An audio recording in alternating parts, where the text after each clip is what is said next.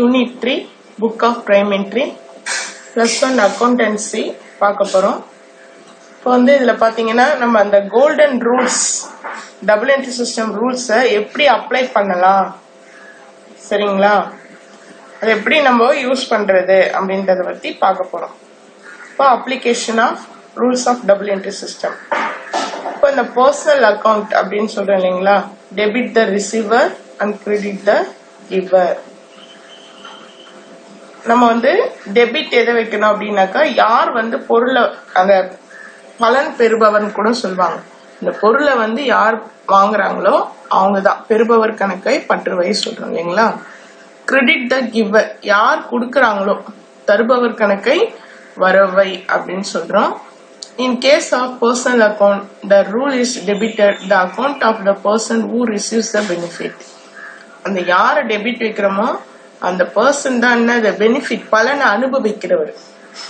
And credit accounts of person who gives the benefit, யார் அந்த பலனை கொடுக்கறாரோ அவருடைய அக்கௌண்ட்டை கிரெடிட் வைக்கிறோம் அப்படின்னு சொல்றாங்க. இப்போ நம்ம இந்த சம்ல ஒரு எக்ஸாம்பிள் பார்ப்போம். இந்த மாடல்ல பெய்ட் அருண் ₹10,000 பை செக். அருணுக்கு 10,000 ரூபாய் கொடுக்கறோம், அது செக்கா கொடுக்கறோம், சரிங்களா? இப்போ அக்கௌண்ட் எதுல அஃபெக்ட் ஆகுது அப்படின்னு பாத்தீங்கன்னா, அருண் அக்கௌண்ட் செக்ன்றதுனால பேங்க் அக்கௌண்ட், ஓகேங்களா? ரெண்டு கணக்கை பாதிக்குது.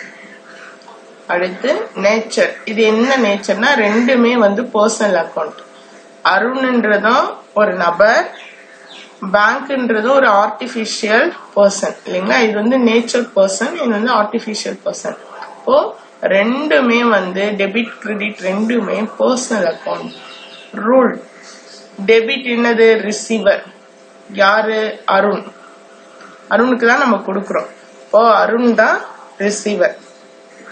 கிரெடிட் கிரெடிட் யாரு, கிவர். கிவர் யாரு, பேங்க், சரிங்களா? இப்போ apply the rules. Arun is the receiver and bank is the giver, ஓகேங்களா? இப்போ debit Arun account, credit bank account, ஓகேங்களா? ஃபர்ஸ்ட் ரூல் புரிஞ்சிச்சா? இப்போ second real account. Real account அப்படின்னு பாக்குறப்போ debit what comes in and credit what goes out. இதுதான் main. நம்ம ரூல்ஸ்ல கேட்டாங்கன்னா கோல்டன் ரூல்ஸ்ல இந்த பாயிண்ட்டும் அதே மாதிரி ஒவ்வொன்றுல இந்த மார்க் பண்ணி இருக்கிற பாயிண்ட் மட்டும் எழுதுனீங்கனாலே உங்களுக்கு மார்க் இருக்கு. இது என்ன உள்ள வருதோ அதை டெபிட் வைங்க, என்ன வெளியில போகுதோ அதை கிரெடிட் வைங்க அப்படின்னு சொல்றாங்க. Real account debit what comes in and credit what goes out. In case of real account, the debit what comes in, credit what goes out. The real account அப்படினாலே assets தான். அப்போ assets உள்ள வர assets எல்லாம் நம்ம debit வைக்கணும், வெளியில போற assets எல்லாம் நம்ம credit வைக்கணும், சரிங்களா? அதுதான் என்னுடைய மீனிங். இப்போ எக்ஸாம்பிள் கொடுத்திருக்காங்க. Furniture purchased for cash ₹5,000. இதுல பாத்தீங்கன்னா பர்னிச்சர்ன்றது ஒரு அசெட்ஸ். குட்ஸ் பர்ச்சேஸ்னா நம்ம பர்ச்சேஸா எடுத்துப்போம். Furniture, building, land, machinery, computer இந்த மாதிரி எல்லாம் கொடுத்தாங்கன்னா ஸ்டாக்கு, டெப்டாஸ் இதெல்லாம் அசெட்ஸ். இப்போ பர்னிச்சர் ஒரு அசெட்ஸ். பர்னிச்சர் கேஷ்க்கு வாங்குறாங்க. இப்போ பர்னிச்சரும் அசெட்ஸ் அக்கௌண்ட், கேஷும் ஒரு அசெட்ஸ். பர்னிச்சர் உள்ள வருது, கேஷ் வெளியில போகுது. அப்போ பர்னிச்சர் அக்கௌண்ட்டும் கேஷ் அக்கௌண்ட், அக்கௌண்ட் அஃபெக்டட் ரெண்டு அக்கௌண்ட். நேச்சர் பாத்தீங்கன்னா ரியல், ரெண்டு அக்கௌண்ட்டுமே அசெட்ஸ் தான் இல்லையா? அடுத்து rule debit what comes in, credit what goes out. உள்ள என்ன வருது, பர்னிச்சர், கேஷ் வெளியில போகுது.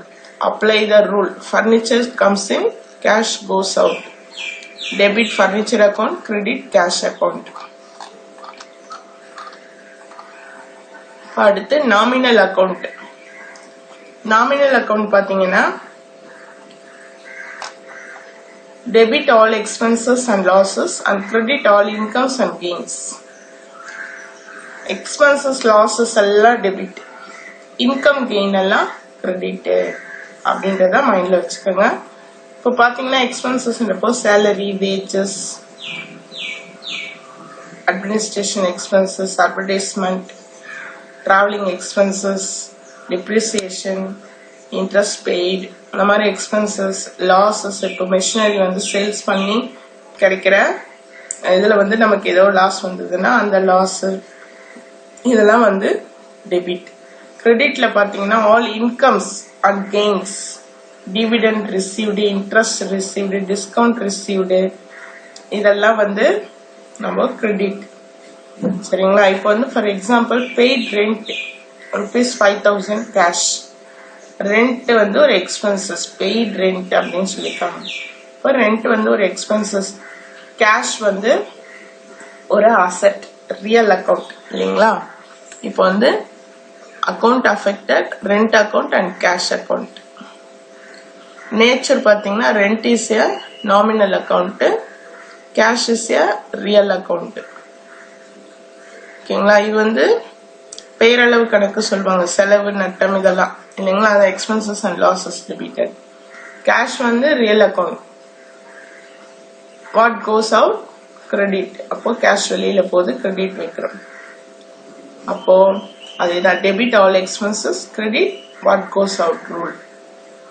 அப்ளைங் the rule, rent is expenses and cash goes out. Debit வந்து ரெண்ட் அக்கௌண்ட், கிரெடிட் வந்து cash account. Classify the following into personal, real and nominal. இந்த மாதிரி வந்து உங்களுக்கு இந்த கொஸ்டினை கொடுத்துட்டு கேட்பாங்க, எது பர்சனல், எது ரியல், எது நாமினல் கண்டுபிடிங்க அப்படின்னு சொல்லிட்டு 3 மார்க்லயும் கேட்கலாம், 5 மார்க்ல கூட 5 கொடுத்துட்டு கேட்கலாம். அதனால இத பாத்துக்கங்க, புரிஞ்சு தெரிஞ்சு வச்சுக்கோங்க. இப்போ கேபிட்டல் அக்கௌண்ட். கேபிட்டல் அக்கௌண்ட்ன்றது பர்சனல். கேபிட்டல்னா ஒரு நபர் தான் வந்து கேபிட்டல் போடுறாரு, பணத்தை பிசினஸ்ல போடுறாரு. அப்போ கேபிட்டல் அப்படின்றது பர்சன், நபர் சம்பந்தப்பட்டது பர்சனல். சரிங்களா? அடுத்து பில்டிங். பில்டிங்ன்றது ஒரு அசெட், அப்போ அது ரியல் அக்கௌண்ட். அடுத்து கேரேஜ் இன்வர்ட், இது ஒரு எக்ஸ்பென்சஸ், அப்போ இது வந்து நாமினல் அக்கௌண்ட். கேஷ் அசெட், அப்போ real account. Commission received, income ரிசீவ்ட்ல வரும் இல்லைங்களா? நாமினல்ல கிரெடிட் த இன்கம் ரிசீவ்ட்னு வருது இல்லைங்களா? அப்போ commission received nominal account. Bank ஒரு ஆர்டிபிஷியல் பர்சன், அப்போ இதுவும் பர்சனல் அக்கௌண்ட். பர்ச்சேசஸ், பர்ச்சேசஸ் பாத்தீங்கன்னா நாமினல் அக்கௌண்ட். பர்ச்சேஸ் பண்றப்போ நம்ம எக்ஸ்பென்சஸ் பண்றோம், செலவாகுது. அதே வந்து நம்ம அசெட்ஸா நினைச்சோம்னா அது வந்து ரியல் அக்கௌண்ட். அதனால பர்ச்சேசஸ் வந்து நாமினல் அக்கௌண்ட். எக்ஸ்பென்சஸ் பொருளை வாங்குறப்போ பணம் வந்து செலவாகுது. சந்துரு, அப்போ சந்துரு ஒரு நபர் சம்பந்தப்பட்டிருக்கிறதுனால பர்சன்றதுனால பர்சனல் அக்கௌண்ட். அவுட்ஸ்டாண்டிங் வேஜஸ், இது வந்து ரெப்ரசன்டேட்டிவ் பர்சனல் அக்கௌண்ட் அப்படி சொல்லுவாங்க. சரிங்களா? இது வந்து இது ஒரு நபருக்கு தான் கொடுக்குறோம் வேஜஸ். வேஜஸ் வந்து நபர் சம்பந்தப்பட்டிருக்கிறதுனால வேஜஸும் வந்து பர்சனல் அக்கௌண்ட் இதெல்லாம் representative personal account. Purchases is treated as a nominal account as it is an expenditure. சரிங்களா? பர்ச்சேஸ் வந்து நாமினல் அக்கௌண்டா நம்ம எடுத்திருக்கோம், ஏன்னா நம்ம எக்ஸ்பெண்டிச்சரா அதை கருதுறோம். And sales is treated as an nominal account as it is revenue to the business. இப்போ வந்து சேல்ஸ் வந்து நம்ம ரெவென்யூ, இப்போ சேல்ஸ் பண்றப்போ நமக்கு பணம் உள்ள வருது. இப்போ அது வந்து ஒரு இன்கமா நம்ம நினைச்சோம்னா அதை வந்து என்ன செய்யலாம், ரெவென்யூவா நினைச்சோம்னா கிரெடிட் வைக்கிறோம். அதே சமயம் இதுவும் நாமினல் அக்கௌண்டா சொல்லலாம். அடுத்து purchases, purchase return, sales return may also be treated as a real accounts as they are related to goods. அதே நம்ம வந்து இதை வந்து ரியல் அக்கௌண்டாவும் எடுக்கலாம். இந்த பர்ச்சேசஸ்ன்றப்போ குட்ஸ் வந்து நம்ம ஒரு அசெட்ஸா நினைச்சோம்னா அப்போ அது குட்ஸ் உள்ள வந்ததுன்னா அப்ப என்ன பண்ணுவோம், ரியல் அக்கௌண்ட்ல டெபிட் வைப்போம் பர்ச்சேசஸ். இப்போ பர்ச்சேஸ் ரிட்டர்ன் வெளியில போதா குட்ஸ், கிரெடிட் வைப்போம். சேல்ஸ் பொருளை வெளியில போறதுனால, குட்ஸ் வெளியில போறதுனால கிரெடிட். சேல்ஸ் ரிட்டர்ன் டெபிட் எப்போ மே ஆல்சோ, இது வந்து நம்ம ரியல் அக்கௌண்டாவும் ட்ரீட் பண்ணலாம். இப்போ இதெல்லாம் நல்லா பாத்துங்க, இதுல இருந்து உங்களுக்கு டெஃபினட்டா வரும். நன்றி.